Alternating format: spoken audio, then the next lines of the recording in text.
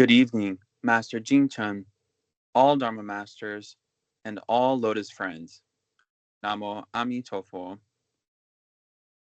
Recently, while reading an overview of the three Pure Land Sutras on the Pure Land Buddhism website, I appreciated where it is very plainly stated of the relationship between the three scriptures that it can be said that the longer sutra is the source, the Contemplation Sutra the extension, and the Amitabha Sutra the conclusion. Looking further into that conclusion, or the Amitabha Sutra, tonight I will be sharing with you the title, Wake Up Call, Your Name Spoken 36 Times, by Master Zhisui. I hope this will help us begin to see how this sutra was spoken directly for each of us out of compassion. That said, now I will begin to transmit the Master's words. The three principal sutras in the Pure Land School are the Infinite Life Sutra, the Contemplation of Infinite Life Sutra, and the Amitabha Sutra. Of these, the Amitabha Sutra holds immense significance despite its concise length of just over 1,000 words. It occupies a crucial position in the Pure Land teachings, and indeed, among all Dharma teachings. It represents the essence of the three Pure Land Sutras. The Amitabha Sutra acts as a summary because the preceding two sutras have already covered extensive ground. The Infinite Life Sutra delves into Amitabha Buddha's 48 vows, his meritorious deeds in the causal ground, and the majestic qualities that adorn the land of ultimate bliss, while the Contemplation Sutra describes the various cultivations and the transference of merits of those practices towards rebirth in the Pure Land. In contrast, the Amitabha Sutra serves as a conclusion. Much like providing the right direction to someone after explaining to him the different routes. It captures the essence of the teachings of the Pure Land School and clarifies its doctrine. The key message of the Amitabha Sutra lies in two significant phrases. The first, one cannot attain birth in the land of ultimate bliss with few wholesome roots or a small store of merit. And the other, one hears of Amitabha Buddha and holds fast to his name. These seemingly simple lines have profound meaning. The first phrase, one cannot attain birth in that land with few wholesome roots or a small store of merit, can be cross-referenced with the teachings in the Contemplation Sutra. In the latter sutra, Shakyamuni Buddha speaks of the various virtuous deeds embedded in the meditative and non-meditative practices, which only generate a tiny number of wholesome roots and little merit, compared to the practice of reciting the name of Amitabha Buddha. To understand a scripture fully, one has to consult and validate the teachings by referring to various sutras or texts within the specific Buddhist tradition being studied. For example, those studying Zen, in addition to reading the Heart Sutra, also cross-reference the Diamond Sutra and even the Shurangama Sutra, comparing them side by side because some concepts are universal across these texts. If one only reads the Heart Sutra, its highly concise text may make its meaning difficult to grasp, but examining other scriptures such as the Diamond Sutra can enhance the understanding of the teachings of the Zen school. Similarly, to grasp the complete meaning of the Amitabha Sutra, a solid foundation of the doctrine from the Infinite Life Sutra and the Contemplation Sutra is necessary. Despite its brevity, the Amitabha Sutra is the key to the trio of Pure Land Sutras, even acting as the crux of the whole generation of teachings by Shakyamuni Buddha over 49 years, from his enlightenment under the Bodhi tree to his attainment of nirvana. What direction does the whole generation of teachings delivered by Shakyamuni Buddha point to?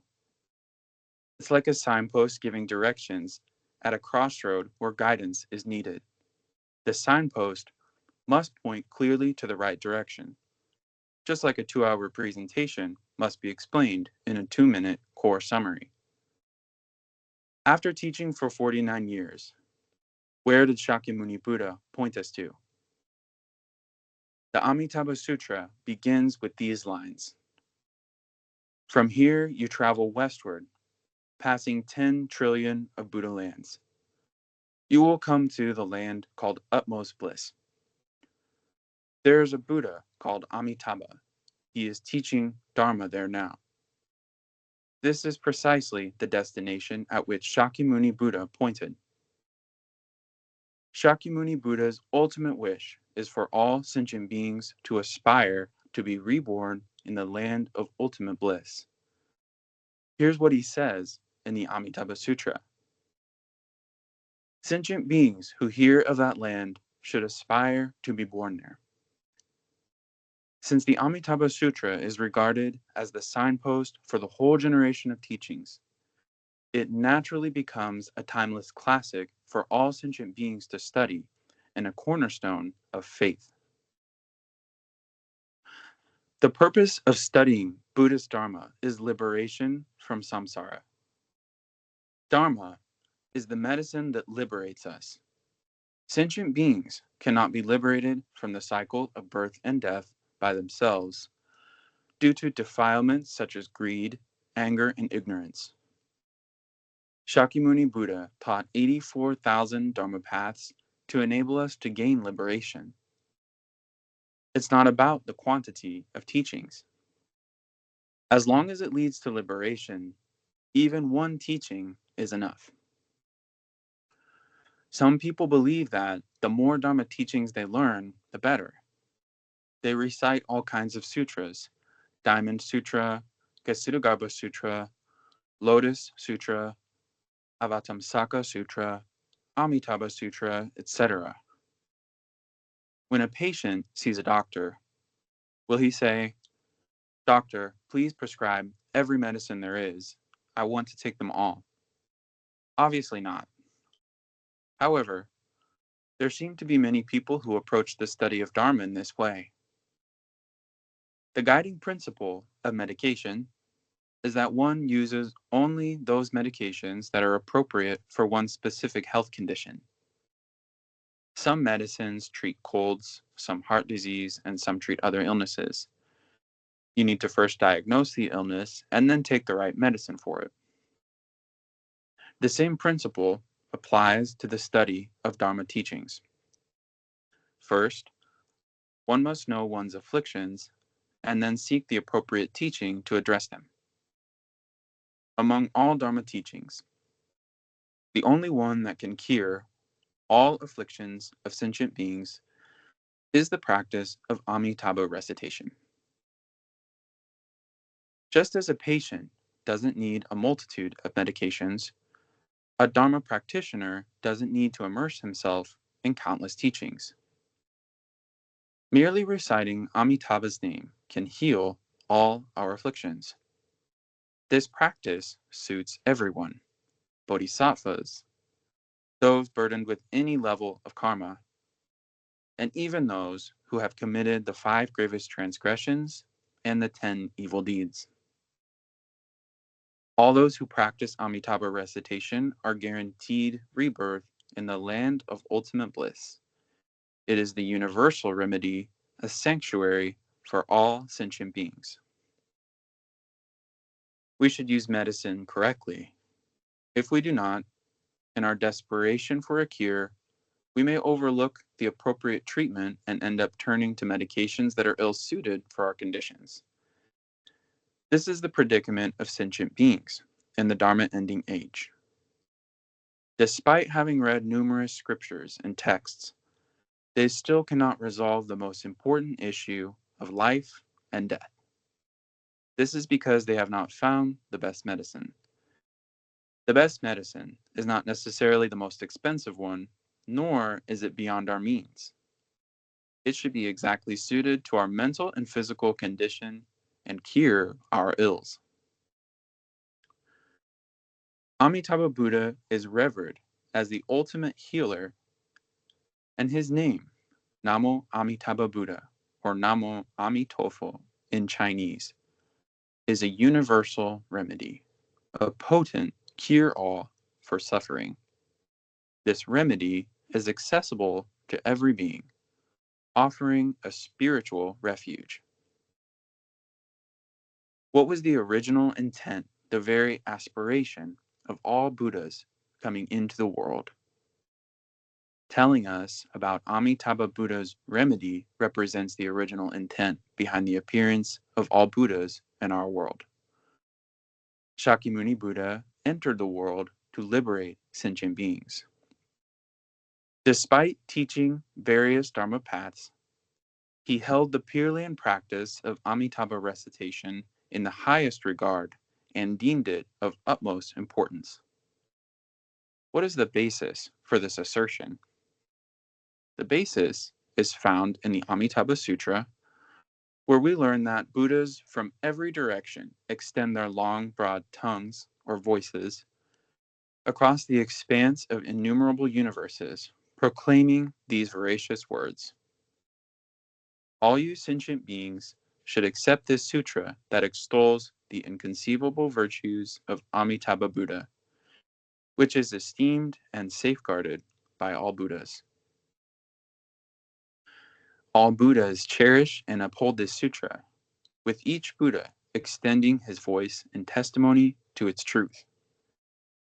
And so while this sutra may seem simple, it is in fact profound. It is a scripture that all Buddhas must teach to save sentient beings, highlighting its significance.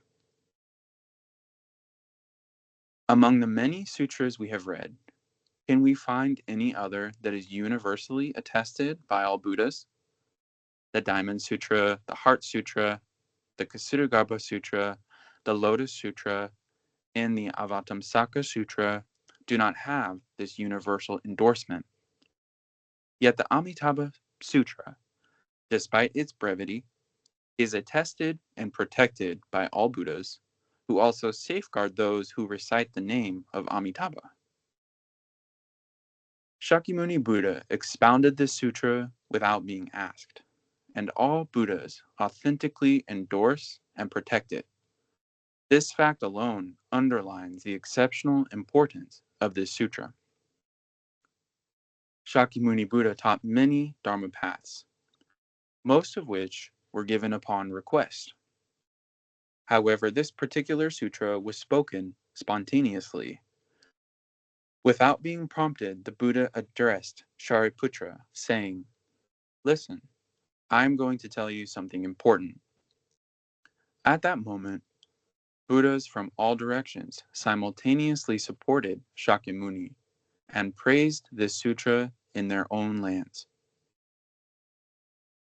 In a sutra containing only 1,858 words, Shariputra's name is mentioned a total of 36 times, with Shakyamuni Buddha addressing him every few sentences. Shariputra's name accounts for roughly 1/10 of the text. Have we ever considered why Shakyamuni Buddha repeatedly calls out to Shariputra? When we read scriptures, it's not enough to simply go through the text superficially. We must seek to understand its deeper significance. Parents, as they age, tend to constantly remind their children about what they should or should not do. Elderly people, particularly those who feel their time in this world is limited, are especially inclined to do this. We, on the other hand, often perceive their reminders as nagging. But why do they nag? Is it out of fear of forgetting? Actually, that's unlikely, because if that were the case, they wouldn't be able to recall the message they so often repeat. Parents, even when they are not necessarily old, perhaps only in their 30s or 40s, also tend to instruct their children repeatedly. The fact that Shakyamuni Buddha called Shariputra's name 36 times indicates that the Buddha had great compassion and an important message to impart. Shariputra should cherish and attach great importance to the Amitabha Sutra. Shakyamuni Buddha was concerned that we might not retain this crucial teaching, which is why he emphasized it repeatedly. Elderly people with decades of life experience behind them often have a perspective that differs from that of the young. When they believe something is of great importance, they may repeat it all day long. Shakyamuni Buddha did not just repeat his message to Shariputra 3 times, he did so 36 times. While some might find such repetition annoying as it seems nagging, it actually underscores the Buddha's good intentions. He was most earnest in his appeal, saying, Shariputra, Shariputra, you must listen carefully and not fall asleep. When the Buddha taught the Infinite Life Sutra, there was a dialogue between Ananda and the Buddha. Ananda would ask questions after the Buddha covered a verse. But what about the Amitabha Sutra? Did anyone pose questions there? After being addressed by the Buddha, Shariputra did not respond. Shariputra remained silent throughout, sitting there like a well-behaved student, attentively listening to the Buddha, who reminded him persistently. Through this, Shakyamuni Buddha was conveying his deep concern for the plight of sentient beings and was earnestly urging us to heed his words. This further illustrates the significance of this teaching. The more we understand the true meaning of this sutra, the more we will value it and the Dharma path of Amitabha recitation.